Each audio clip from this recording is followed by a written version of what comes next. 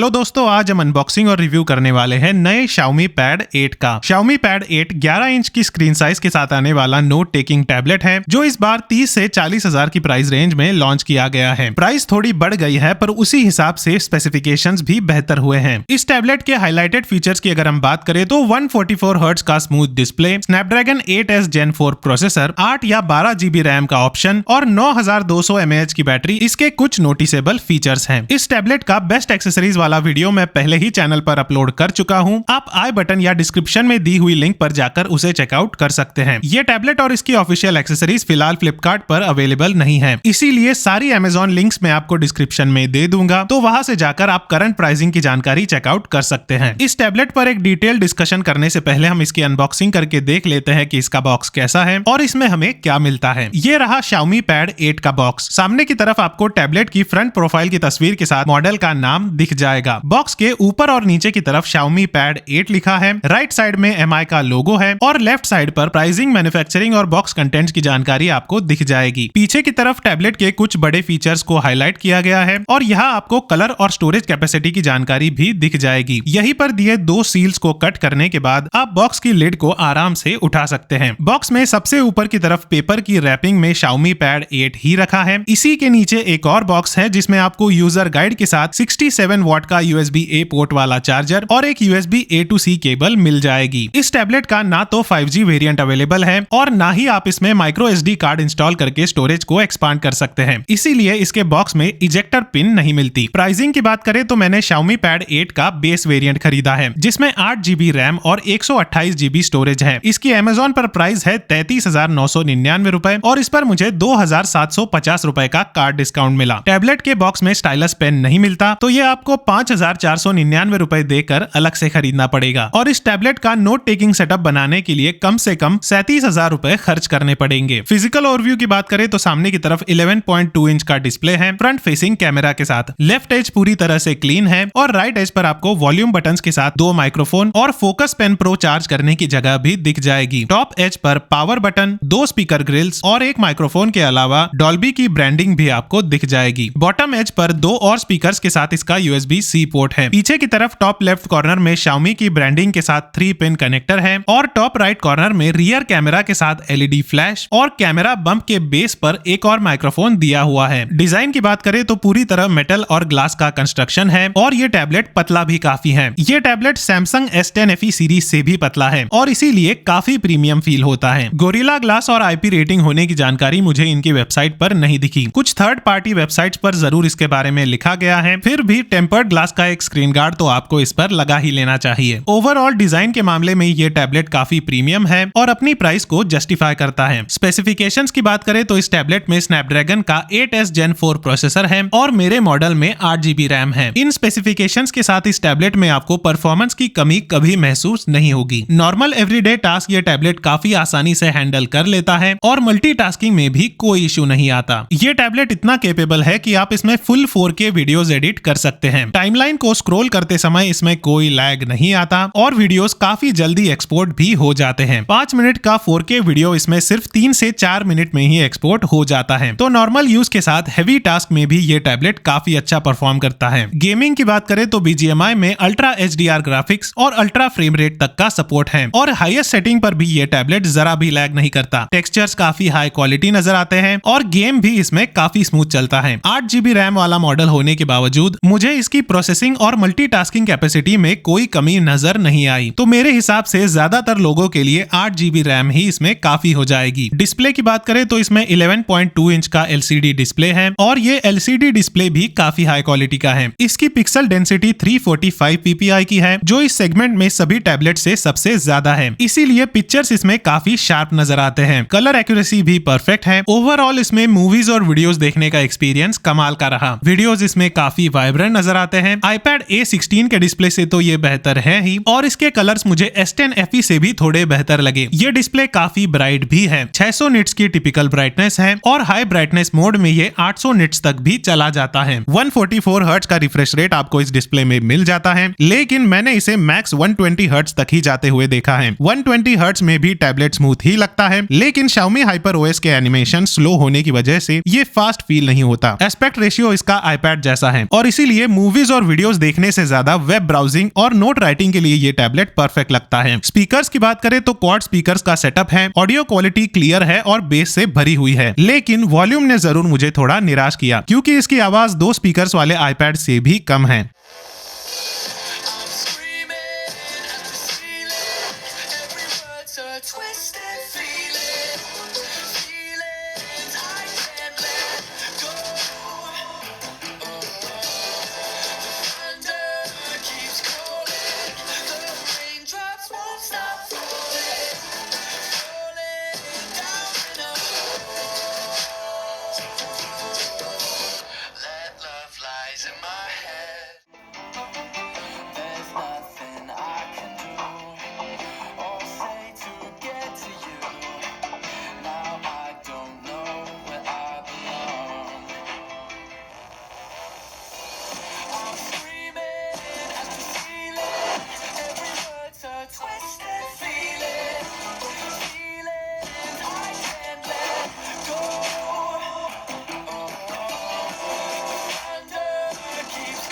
Features की अगर हम बात करें तो स्प्लिट स्क्रीन और फ्लोटिंग विंडो के साथ Xiaomi का वर्क स्टेशन मोड भी हमें इसमें मिल जाता है। मल्टीटास्किंग को आराम से संभाल सके इतना केपेबल प्रोसेसर इस टैबलेट में मिल जाता है, लेकिन इसका वर्क स्टेशन मोड सैमसंग के नए डेस्क मोड जैसा है, तो इसमें बस विंडोज को रिसाइज करना पॉसिबल है। फुल डेस्कटॉप मोड अब सिर्फ Lenovo के टैबलेट्स में मिलता है। एक्सटर्नल डिस्प्ले का सपोर्ट आपको इस टैबलेट में मिल जाएगा, लेकिन माइक्रो SD कार्ड इंस्टॉल करके स्टोरेज को एक्सपांड करने का कोई ऑप्शन नहीं है। AI के काफी सारे फीचर्स आपको इस टैबलेट में मिल जाते हैं और सर्कल टू सर्च का फीचर भी परफेक्टली काम कर रहा है। अगर आपके पास कंपैटिबल Xiaomi फोन है तो इकोसिस्टम वाले फीचर्स भी आप इसमें इस्तेमाल कर पाएंगे। Android 16 पर चलने वाला Xiaomi का HyperOS इसमें प्री इंस्टॉल्ड आता है और इसमें आपको 4 साल के OS अपडेट्स और 6 साल तक के सिक्योरिटी अपडेट्स मिल जाएंगे। एक्टिव स्टाइलस का भी इस टैबलेट में पूरा सपोर्ट है और कंपनी ने इस टैबलेट के लिए Xiaomi Focus Pen Pro launch किया है। Focus Pen Pro के अलावा दूसरा कोई भी स्टाइलस पेन इस टैबलेट पर काम नहीं करता। मेरे पास जितने भी स्टाइलस पेन्स हैं वो सभी मैंने इस टैबलेट पर ट्राई करके देखे, लेकिन कोई भी स्टाइलस कंपैटिबल नहीं है, तो आपको 5499 रुपए वाला ऑफिशियल फोकस पेन प्रो ही लेना पड़ेगा। और फोकस पेन प्रो के बॉक्स में आपको स्टाइलस के साथ एक एक्स्ट्रा टिप और यूजर गाइड मिल जाती है। Xiaomi का फोकस पेन प्रो बिल्कुल एप्पल पेंसिल प्रो जैसा है। पाम रिजेक्शन और प्रेशर सेंसिटिविटी के बेसिक नोट टेकिंग फीचर्स तो इसमें परफेक्टली काम करते हैं ही, इसी के साथ ये एप्पल पेंसिल प्रो की तरह ही टैबलेट की एज पर मैग्नेटिकली अटैच होकर वायरलेसली चार्ज और पेयर भी हो जाता है। एप्पल पेंसिल प्रो में जो पिंच और डबल टैप वाले फीचर्स हैं वही आपको फोकस पेन प्रो में भी मिल जाते हैं। फोकस पेन प्रो को पिंच करके आप शॉर्टकट मेन्यू एक्टिवेट कर सकते हैं और डबल टैप करने पर करंट टूल और इरेजर के बीच स्विच कर सकते हैं। सेटिंग्स में इन दोनों एक्शंस को कस्टमाइज भी किया जा सकता है और पिंच करने पर इस पेन में एप्पल पेंसिल प्रो की ही तरह हैप्टिक फीडबैक भी मिलता है। एप्पल पेंसिल प्रो का बैरल रोल वाला फीचर भी आपको इसमें मिल जाता है, तो आप इसमें पेन को रोटेट करके देख सकते हैं कि पेन का स्ट्रोक किस तरफ जाने वाला है। हवर का फीचर है, राइटिंग टू टेक्स्ट है और ऑफ स्क्रीन नोट्स भी इसमें लिखे जा सकते हैं। एक्चुअल नोट राइटिंग एक्सपीरियंस भी काफी अच्छा है और मी कैनवास ऐप और Xiaomi नोट्स ऐप दोनों फीचर्स से भरे हुए हैं। सैमसंग और एप्पल के लेवल का नोट टेकिंग एक्सपीरियंस तो नहीं है, लेकिन लंबे समय तक कंफर्टेबली नोट्स इसमें डिसेंट एक्यूरेसी के साथ लिखे जा सकते हैं और वायरलेस चार्जिंग होने की वजह से फोकस पेन प्रो को चार्ज करना आपको याद नहीं रखना पड़ेगा और इसकी बैटरी लाइफ की भी चिंता नहीं करनी पड़ेगी। Xiaomi Pad 8 में 8 मेगापिक्सल का फ्रंट कैमरा है जो डिसेंट पिक्चर क्वालिटी के साथ अच्छी कलर एक्यूरेसी भी दे देता है। ये सबसे बेस्ट कैमरा तो नहीं, लेकिन वीडियो कॉल्स के लिए काफी है। रियर में 13 मेगापिक्सल का कैमरा है और इसमें 4K रिकॉर्डिंग तक का सपोर्ट है। ओवरऑल पिक्चर क्वालिटी और कलर एक्यूरेसी भी काफी अच्छी है और एक LED फ्लैश भी दिया है जो डॉक्यूमेंट स्कैन करने के काम आएगा। इस टैबलेट में 9200 mAh की बैटरी है जो 45 वाट की चार्जिंग स्पीड पर 1.5 घंटे से कम समय में फुल्ली चार्ज हो जाती है। इस टैबलेट को हैवी यूज में आप 6 से 7 घंटे आराम से इस्तेमाल कर सकते हैं और मिक्स्ड यूज में आप इससे 9 से 10 घंटे का स्क्रीन ऑन टाइम एक्सपेक्ट कर सकते हैं। कंक्लूजन की बात करें तो ये टैबलेट मुझे ओवरऑल काफी पसंद आया। जबरदस्त डिस्प्ले है, लंबी बैटरी लाइफ है और फीचर से भरा हुआ स्टाइलस पेन भी है। फिर भी मुझे ये समझ नहीं आ रहा कि इसे किसे रेकमेंड करूं, क्योंकि अगर आप गेमिंग और वीडियो एडिटिंग के लिए टैबलेट खरीदना चाहते हैं तो उसके लिए iPad A16 बेस्ट है, और अगर आप स्टूडेंट है और नोट राइटिंग आपकी फर्स्ट प्रायोरिटी है तो उसके लिए सैमसंग का S10 FE बेस्ट है, और S10 FE में भी कैजुअल गेमिंग और वीडियो एडिटिंग हो जाएगी। और मजे की बात तो यह है कि सैमसंग और एप्पल दोनों प्रीमियम ब्रांड्स होने के बावजूद उनका नोट टेकिंग सेटअप आपको Xiaomi Pad 8 के सेटअप से सस्ते में मिल जाएगा। इसके अलावा सैमसंग और एप्पल के दोनों ऑप्शंस में फिंगरप्रिंट सेंसर भी है। इस प्राइस पर Xiaomi Pad 8 में फिंगरप्रिंट सेंसर ना होना मेरे हिसाब से काफी बड़ी कमी है। डिस्प्ले जरूर एक ऐसी वजह है जिसके लिए आप Xiaomi Pad 8 खरीद सकते हैं, क्योंकि Xiaomi Pad 8 का डिस्प्ले iPad A16 और S10 FE दोनों से हर मामले में बेहतर है। तो ये थी अनबॉक्सिंग और एक रिव्यू Xiaomi के नए Pad 8 का। इस टैबलेट के साथ इसकी सभी बेस्ट एक्सेसरीज की लिंक आपको डिस्क्रिप्शन में मिल जाएगी, तो वहां से जाकर आप सभी प्रोडक्ट्स को चेकआउट कर सकते हैं। ये वीडियो पसंद आया हो तो इसे लाइक जरूर कर देना। ऐसे ही वीडियोस देखते रहने के लिए चैनल को सब्सक्राइब कर लेना। फिलहाल इस वीडियो में बस इतना ही।